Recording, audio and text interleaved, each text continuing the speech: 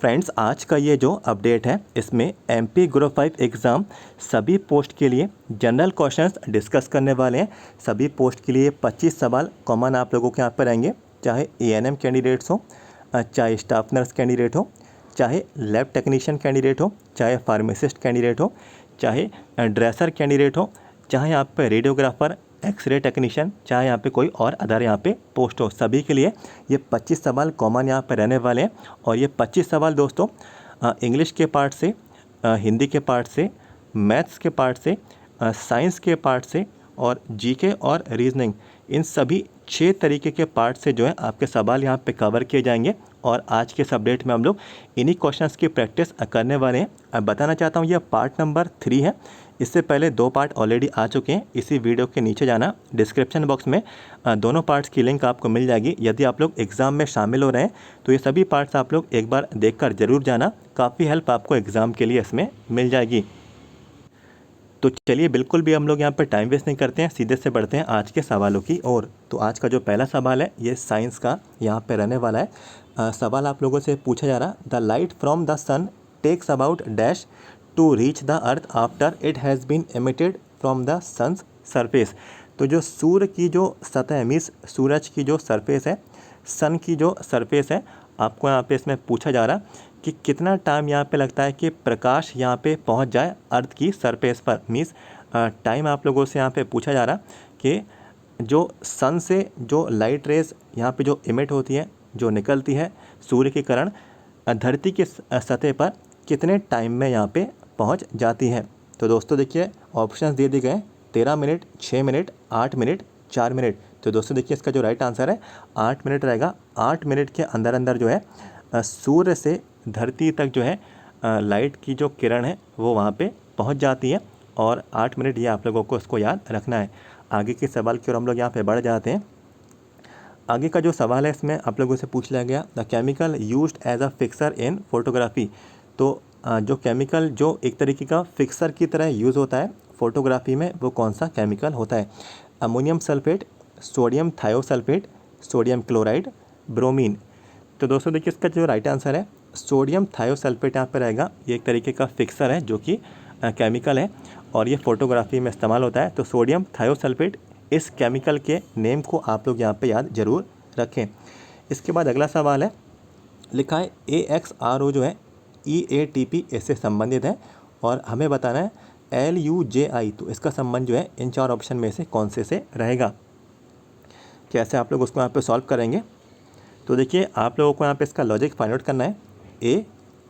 AXRO, हम लोग यहाँ पे इसके बाद नीचे लिख देते हैं EATP।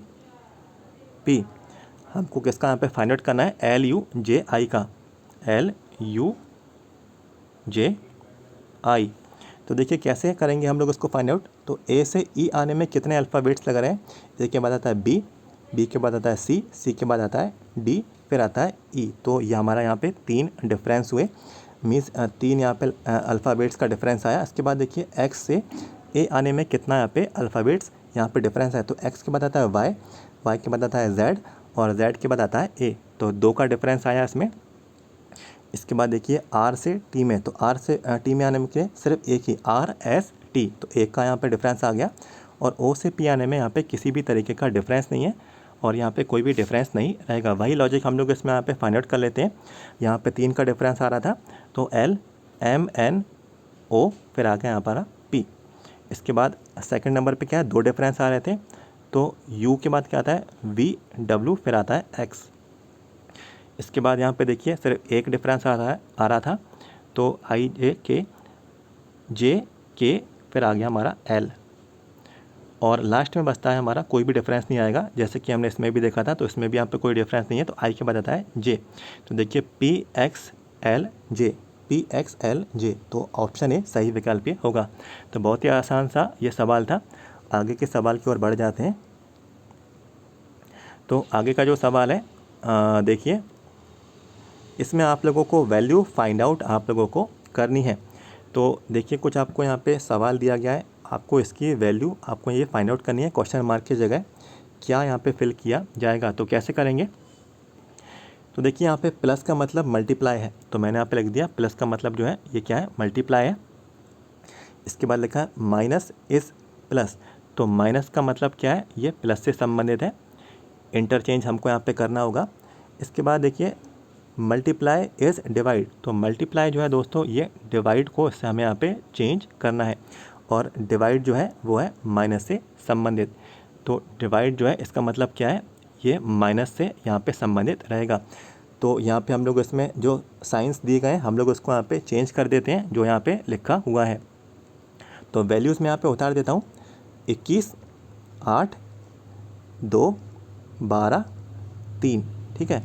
इसके बीच में देखिए 21 और 8 के बीच में आ रहा है डिवाइड, तो डिवाइड का मतलब क्या है, माइनस, तो मैंने यहाँ पे माइनस लिख दिया। 8 और 2 के बीच में आ रहा है प्लस, और प्लस का मतलब क्या है, मल्टीप्लाई, तो मैंने यहाँ पे मल्टीप्लाई लिख दिया। 2 और 12 के बीच में आ रहा है माइनस, तो माइनस का मतलब है प्लस, तो मैंने यहाँ पे प्लस लिख दिया। और 12 और 3 के बीच में आ रहा है मल्टीप्लाई, तो मल्टीप्लाई का मतलब है डिवाइड, तो डिवाइड मैंने यहाँ पे इसमें बीच में लिख दिया। फॉर्मूला क्या होता है, सबसे पहले डिवाइड सॉल्व होगा, फिर मल्टीप्लाई सॉल्व होगा, फिर एडिशन होगा मीन्स प्लस किया जाएगा, फिर सब्ट्रैक्शन होगा, फिर यहाँ पे माइनस किया जाएगा। तो देखिए सबसे पहले हमें डिवाइड करना है, तो डिवाइड देखिए किस में से किसका होगा, 12 डिवाइडेड बाय 3, तो 4 आएगा यहाँ पे, 3 4 ज़ा 12, तो हम लोग इसको यहाँ पे लिख देते हैं। तो 21 माइनस 8 इंटू 2 प्लस, और इसको हम यहाँ पे सॉल्व कर देते हैं, 3 4 ज़ा 12, तो 4 यहाँ पे है, हमने यहाँ पे वैल्यू लिख दी। इसके बाद बचता है मल्टीप्लाई, तो मल्टीप्लाई किसका होगा, 8 इंटू 2, तो 8 2 ज़ा होता है 16, तो 21 माइनस 16, और बाकी का यहाँ पे प्लस करके हमने यहाँ पे 4 लिख दिया एज इट इज़। इसके बाद होगा एडिशन, तो प्लस वाली कौन कौन सी वैल्यू है, तो एक तो ये वाली प्लस की वैल्यू है और ये वाली प्लस की वैल्यू है। तो 21 प्लस 4, तो 21 प्लस 4 हो गया, ये हो गया हमारा 25, तो 25, और बाकी का जो बचता है माइनस ये 16, और 25 में से जब यहाँ पे 16 जाएगा तो दोस्तों 9 हमारा जो है आंसर यहाँ पे निकल के आ जाएगा। और देखिए यही ऑप्शन भी सही विकल्पीय रहने वाला, तो बहुत ही आसान था जो आपको यहाँ पे साइंस दिए गए थे। तो इस तरीके के सवाल आप लोग ऐसे ही सॉल्व करना, एक तरफ आप लोग सारे साइंस लिख देना और वैल्यूज़ आप लोग यहाँ पे फिल कर देना, साइंस को उनमें चेंज कर देना, और जो भी यहाँ पे मैंने आपको रूल बताया ये डिवाइड मल्टीप्लाई एडिशन सब्ट्रैक्शन, इसको इसमें फॉलो करके आंसर आप लोग फाइंड आउट कर लेना। अब दोस्तों अब बढ़ जाते हैं हम लोग जो है आगे के सवाल की ओर।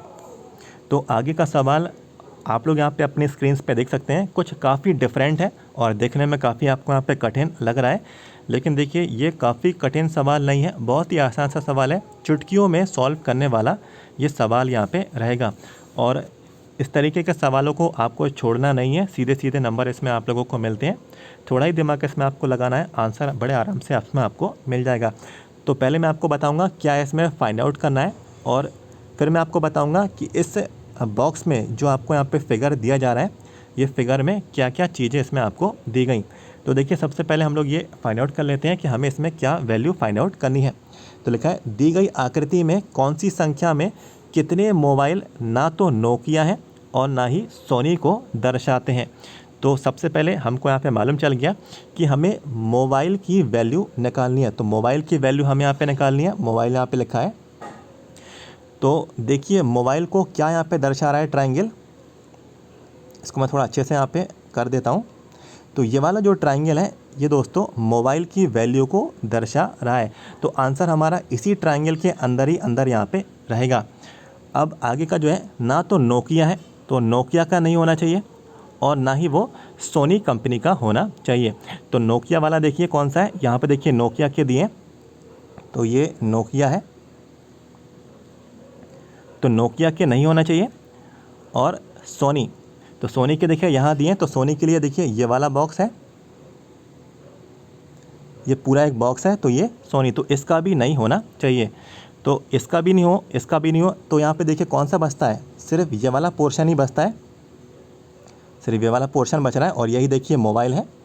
और इसमें कौन कौन सी वैल्यू दी है, 38 और 32, तो 38 और 32, बस हमको जो है इसको यहाँ पे प्लस कर देना है। तो 8 और 2 हो गए 10 की 0 कैरी 1, और 3 और 3 6, और ये हो गए 7, तो 70 दोस्तों हमारा आंसर आ गया। देखिए 70 हमारा को आंसर यहाँ पे मिल भी गया। यही देखिए इसका सही विकल्प होगा, ऑप्शन है राइट आंसर होगा। तो बहुत ही आसान था। सोनी वाले मोबाइल हमको यहाँ पे मालूम थे, ये वाले हैं, ठीक है। और हमको ये भी मालूम था कि नोकिया वाले मोबाइल ये वाले हैं। और यहाँ पे जो बच रहे थे सिर्फ यही दो थे। तो यही हम लोगों से मोबाइल के बारे में जानकारी ली गई थी, दोनों को प्लस कर दिया, आंसर ईजिली हमारा आ गया। एक और आगे के सवाल की ओर बढ़ जाते हैं। यदि समझ में आता जा रहा है तो इस वीडियो को लाइक ज़रूर करें। जितने भी लोग देख रहे हैं इस वीडियो को लाइक ज़रूर करना।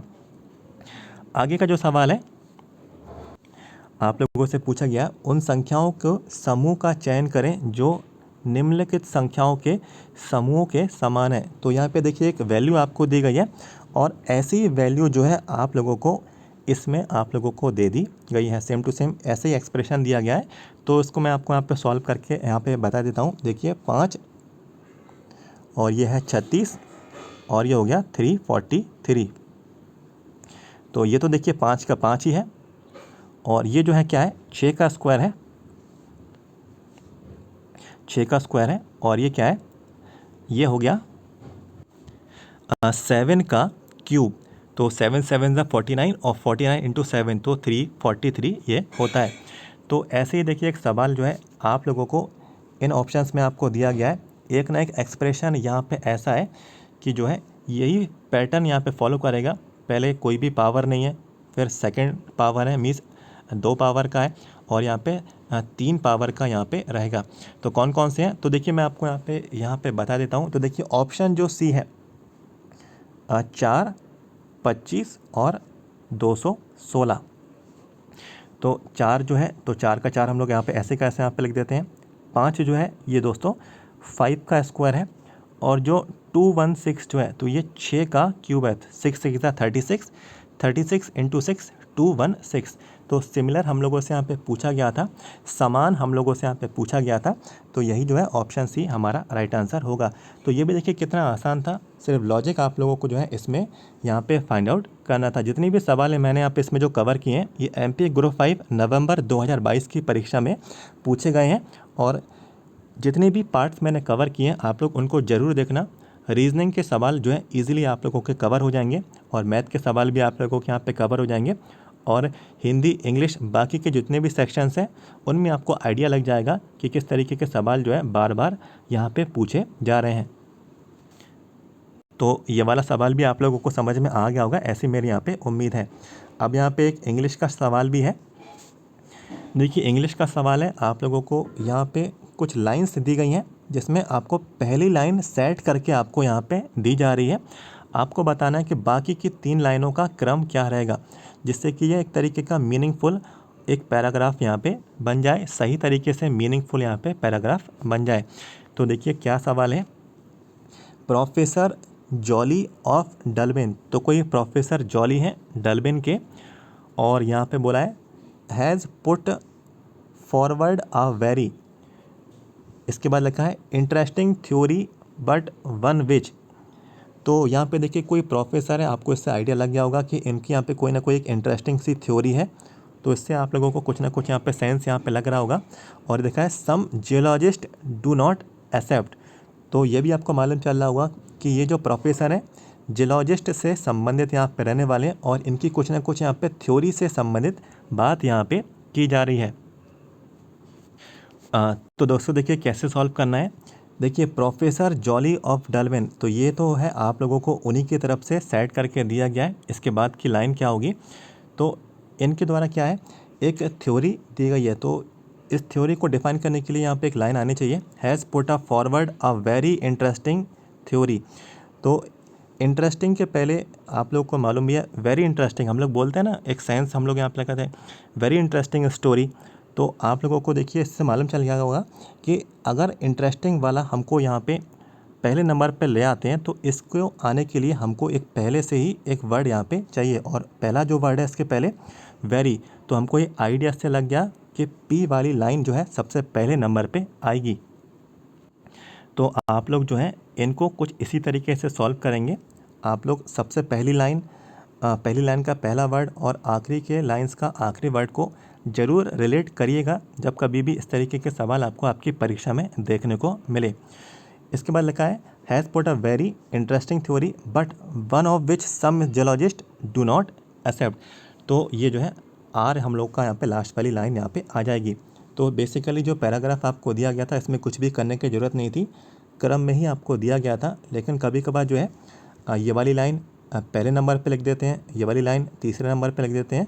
तो आप लोगों को कुछ इसी तरीके से, जैसे कि मैंने आपको बताया कि वर्ड्स को रिलेट करके और जो भी यहाँ पे थ्योरी संबंधित है तो उसमें आपको हिंदी में आपको जो है माइंड में आपको रिकॉल करना होगा। आंसर इजीली तरीके से आपको इसमें यहाँ पे मिल जाएगा। तो PQR, तो ये जो है ऑप्शन, देखिए ऑप्शन डी हमारा राइट आंसर ये हो गया। तो इस वाले पार्ट में जितने भी कवर मैंने यहाँ पे क्वेश्चन किए हैं सभी अलग तरीके के हैं, इससे पुराने वाले पार्ट से मिलते जुलते यहाँ पे नहीं है।